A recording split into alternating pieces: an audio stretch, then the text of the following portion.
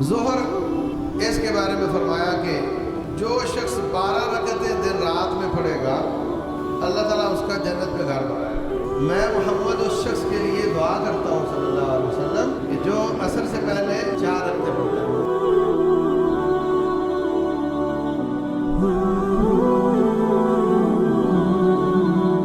بسم اللہ الرحمن الرحیم، الحمدللہ والصلاة والسلام علی رسول اللہ وعلی آلہ وصحبہ ومن والاه، اشہد ان لا الہ الا اللہ واشہد ان محمدا عبدہ ورسولہ صلی اللہ علیہ وسلم۔ اللہ تبارک و تعالی فرماتے ہیں والذین هم علی صلاتهم یحافظون، وہ لوگ میرے نیک بندے جو اپنی نمازوں کی حفاظت کرتے ہیں۔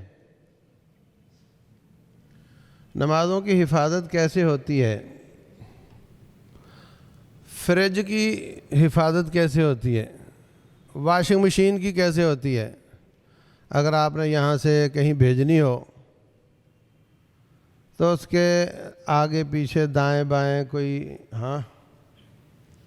تھرموپول لگاؤ گے، پھر اس کے اوپر کوئی ڈبہ چڑھاؤ گے تو اس سے اس کی حفاظت ہوگی۔ تو نمازوں کی حفاظت ایسے ہوتی ہے کہ اس کے آگے پیچھے سنتیں لگاؤ گے تو ان کی حفاظت ہوگی۔ اگر آپ کی واشنگ مشین کو کوئی چوٹ لگتی ہے تو اس کو برداشت کرے گا تھرموپول،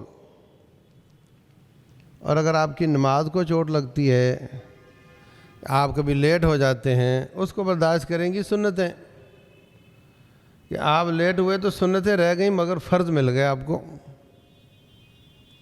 کیونکہ آپ اس حساب سے نکلیں گے گھر سے کہ میں نے جا کر سنتیں پڑھنی ہیں، تو آپ کے فرض محفوظ ہو جائیں گے۔ تو فرضوں کی حفاظت سنتوں سے ہوتی ہے۔ سنت کا معنی یہ ہے کہ جس کو چھوڑنے پر گناہ نہ ہو اور جس کو کرنے پر ثواب ہو، اور فرض کی ڈیفینیشن یہ ہے کہ جس کے چھوڑنے پر گناہ ہو اور کرنے پر ثواب ہو۔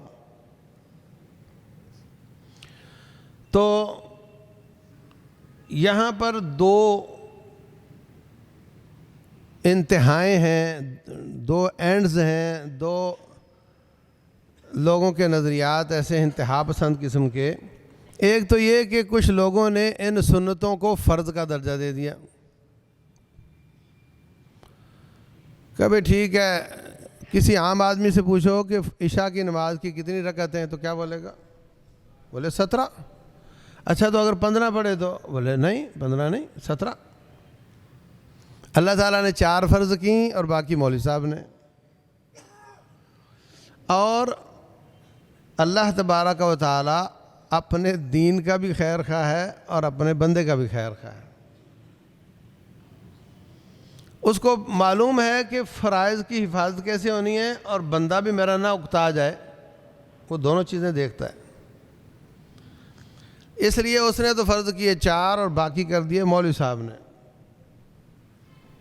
دوسری انتہا یہ ہے کہ بس ٹھیک ہے فرض پڑھو، جب چھوڑنے پر گناہ نہیں تو جاؤ چھوڑو۔ پوچھتے ہیں مولوی صاحب یہ فرض ہے کہ سنت ہے؟ سنت ہے تو مطلب چھوڑ دو، فرض ہے تو کر لو۔ حالانکہ مسلمان کا نظریہ یہ ہونا چاہیے کہ سنت ہے تو کر لو، سنت ہے تو کر لو، نبی صلی اللہ علیہ وسلم نے کیا ہے تو کرو۔ تو فجر کی 2 سنتوں کی فضیلت یہ ہے کہ رسول اللہ صلی اللہ علیہ وسلم فرماتے ہیں ساری کائنات میں جو کچھ ہے، انسانوں کی قیمتیں، جانوروں کی قیمتیں، سونے کے پہاڑ، چاندی کے خزانے، پیٹرولیم کے ذخائر، کوئلے کے، تانبے کے، جو کچھ بھی زمین میں ہے، ان سب سے زیادہ قیمتی فجر کی 2 سنتیں ہیں۔ اس لیے رسول اللہ صلی اللہ علیہ وسلم ان کو سفر میں بھی نہیں چھوڑا کرتے تھے۔ ظہر اس کے بارے میں فرمایا کہ جو شخص 12 رکعتیں دن رات میں پڑھے گا اللہ تعالیٰ اس کا جنت میں گھر بنائے گا۔ ان میں سے 6 رکعتیں ظہر کے ساتھ ہیں، 4 پہلے بعد میں 2، اور ایک روایت میں یہ بھی ہے کہ بعد میں بھی 4 ہی پڑھ لے 2 کر کے، اس کی الگ سے فضیلت ہے۔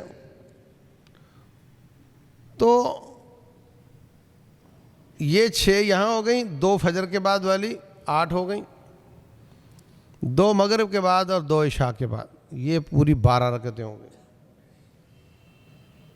تو اگر یہ اعلان کیا جائے کہ جو شخص 12 رکعتیں پڑھے گا اس کو ڈیفنس میں کر دیا جائے گا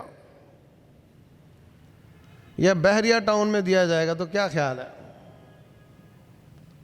بے نماز بھی نمازی ہو جائیں گے بھائی۔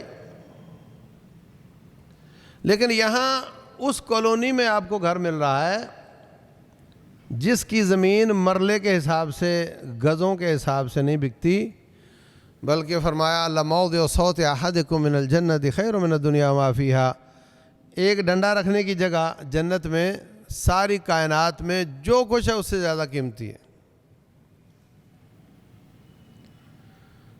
تو ہمیں اس حساب سے ان سنتوں پر عمل کرنا چاہیے۔ عصر سے پہلے جو رکعتیں ہیں اس کے بارے میں رسول اللہ صلی اللہ علیہ وسلم فرماتے ہیں رحم اللہ عمران صلی قبل العصر 4، میں محمد اس شخص کے لیے دعا کرتا ہوں صلی اللہ علیہ وسلم کہ جو عصر سے پہلے 4 رکعتیں پڑھتا ہے۔ تو یہ فضیلت ہے، پڑھنی چاہیے۔ پھر مغرب کے بعد وہی 2 ہیں، اور مغرب سے پہلے بھی 2 صحابہ اکرام پڑھتے تھے۔ فرمایا صلو قبل المغرب، صلو قبل المغرب، صلو قبل المغرب، 3 دفعہ تاکید کر کے فرمایا لمن شاء، فرض نہ سمجھ لینا، ہے تو یہ جو چاہے اس کے لیے، لیکن میں 3 دفعہ تاکید کر رہا ہوں کہ مغرب سے پہلے پڑھا کرو۔ اور ایک روایت میں ہے کہ ما بین اذانین صلاح، ہر اقامت اور اذان کے بیچ میں 2 رکعتیں ہیں کم از کم، تو اس حساب سے بھی مغرب سے پہلے پڑھنا چاہیے۔ اور اس حساب سے بھی پڑھنا چاہیے کہ صحابہ اکرام مغرب کی اذان کے بعد اس کثرت سے ستونوں کے پیچھے بھاگتے تھے، ستونوں کی طرف بھاگتے تھے اور پڑھتے تھے یہ 2 رکعتیں مغرب سے پہلے والی، کہ اجنبی آنے والا سمجھتا شاید نماز گزر چکی۔ یہاں کچھ لوگوں کا خیال ہے کہ جناب وہ تو وقت ہی بہت تھوڑا ہوتا ہے، تو مطلب یہ کہ اگر پہلے 2 رکعتیں پڑھو گے تو نماز وقت سے نکل جائے گی۔ اچھا، تو جس کی ویسے 2 رکعتیں رہ جائیں، تیسری رکعت میں شامل ہو، تو وہ بعد میں 2 پڑھے گا نہیں پڑھے گا؟ تو وہ کون سے وقت میں پڑھے گا؟ وقت جو اتنا تنگ ہے، یہ وہمہ ہے، وہم ہے، ایسا کچھ نہیں ہے۔ مغرب کا وقت 1.25 گھنٹے سے لے کر 1.5 گھنٹے تک ہوتا ہے مختلف اوقات میں، اور اس کی نشانی یہ ہے کہ مشرق اور مغرب کا افق ایک جیسا ہو جائے۔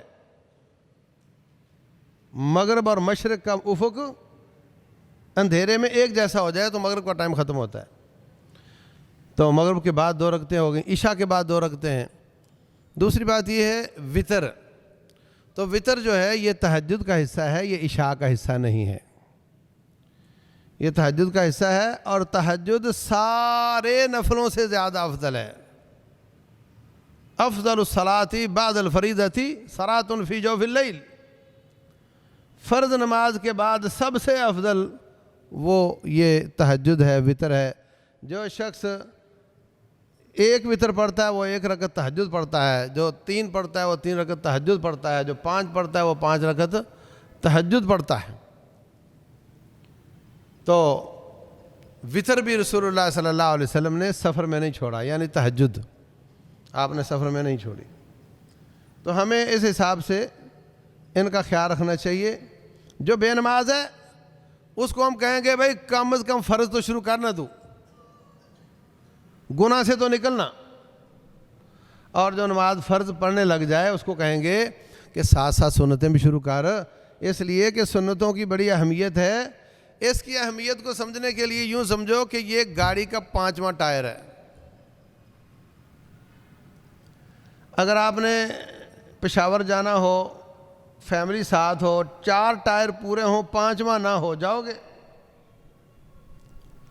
اس لیے کہ کہیں بھی پہلے کلومیٹر میں بھی کوئی کیل لگ سکتا ہے، میں کدھر جاؤں گا؟ میں یہ رسک نہیں لے سکتا۔